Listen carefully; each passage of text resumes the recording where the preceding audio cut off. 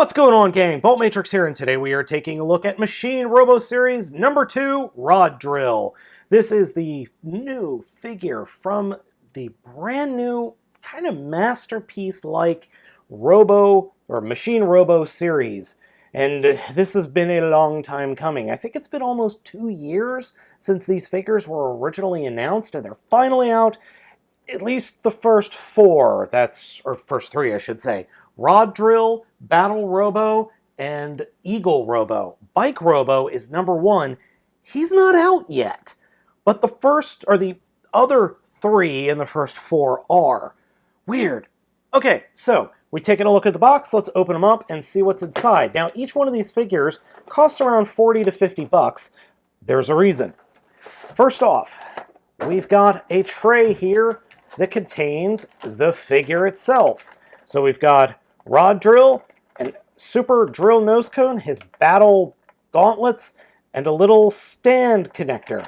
Then we've got the directions and some warning labels of, hey, you could pinch yourself. And finally, it comes with its own stand. That's right, these figures are being released with their own custom stands. There are a couple of different options with the stands. Here's the original one that I found in the directions that just works kind of like an Evangelion launching platform. And then with a couple minutes of reconfiguring, you get this nice floating stand that all of the figures can take advantage of. The only thing weird about it is you have to add a butt attachment. The figure itself is modeled beautifully and works incredibly well. Really does remind me of Drill Robo from the original series, even from GoBots. And the figure has phenomenal posability. He has twisting in the head that's on a ball joint in the shoulders, ball joint in the elbows, and then a hinge. He's got torso articulation. The ball joint in all 3 of my figures is a little bit loose in the torso. Nothing a little bit of nail polish won't fix. Ball joint in the hips. Front skirt does move out of the way a little bit for that joint. Swivel in the shin, and then full bend at the knee and a swivel there. And then ball joints in the toes and in the heels. So you could get some really fantastic poses out of this guy. The battle gauntlets also work incredibly well for this figure. It just looks really neat. And the gauntlets themselves have guns on the top. They attach under the bottom of the wrist and then peg into the bottom of the forearm. And like I said, he is very poseable. I love the idea of the muscle pose that I've got going here. And you just can redo the arms a little bit to make him look like he's flexing his abs, which is really, really cool. And I mean, for crying out loud, he has abs! One big complaint on all of these new Machine Robo figures are the cost for the size of the figure. They're around $40 to $50 a piece, but they're only about the size of a Basics class figure from the Beast Machines / Armada era of Transformers toys. As you can see, I've got 2 Deluxe class figures and 2 Legends class figures here to give it a size comparison. I'm okay with this size class. It makes me really feel nostalgic towards the original GoBots figures. Plus the addition of the stand is easily, I'd say, about a $10 addition, maybe $15. I'm okay with the price. Many folks, many fans, though, aren't.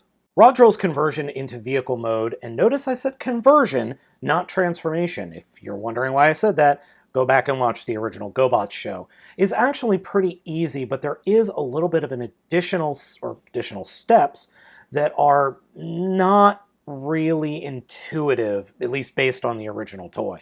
To start off with, we're going to remove his head. And you can leave the head on, that's no problem. But if you want the really big drill, you have to take his head off. There's no way around it, unfortunately. We'll put the drill back on later. Leaving the gauntlets on, or you could take them off, whichever you want to fold the arms and chest areas forward like this, and they will peg into these little red sections. So just fold them in. Oh, and notice the wheels there out on the sides. Now, when we have the arms here, we turn the gauntlets so that the blades are pointing towards the inside of the figure. Then come around to the back of the figure, grab the heels, and unpeg the heels from the back of the leg and flip them out towards the treads. It's actually easier to grab the little tang here, or tab, and with your nail and flip it up. Then take the heels and turn them up so that they reach towards the top of the treads. Then sandwich the legs together. Once the legs are sandwiched together, we were going to take the entire legs and fold them up over the butt of the figure and the back part of the legs. But before we do that, there are these little flaps underneath the feet that we want to fold out. And this is it's not really that important, but it is to the transformation, and if you don't do it, they get in the way. One word of warning, the flap on the right foot of my figure needed to be taken off and shaved down with an X-Acto knife. Otherwise, it wouldn't work. So then we collapse the legs around, and this is actually a little bit difficult because everything gets in the way of everything else. And we just have to kind of work it until the legs go in. Sometimes it's just easier to pop the legs apart and then do each leg individually. And then once the leg is in, or in this proper spot, we fold make sure the shoulder is still folded in and connected. And then the inside of the hand will actually attach to the inside of the tread via that peg, like so. And then we take the heel and fold it up, back, and peg it into this peg that was on the back of the leg, like so. The drill tank mode we end up with is neat. I like this drill tank mode a lot. It's not perfect, mind you. It does have a tendency to kind of feel fiddly and doesn't stick together that well.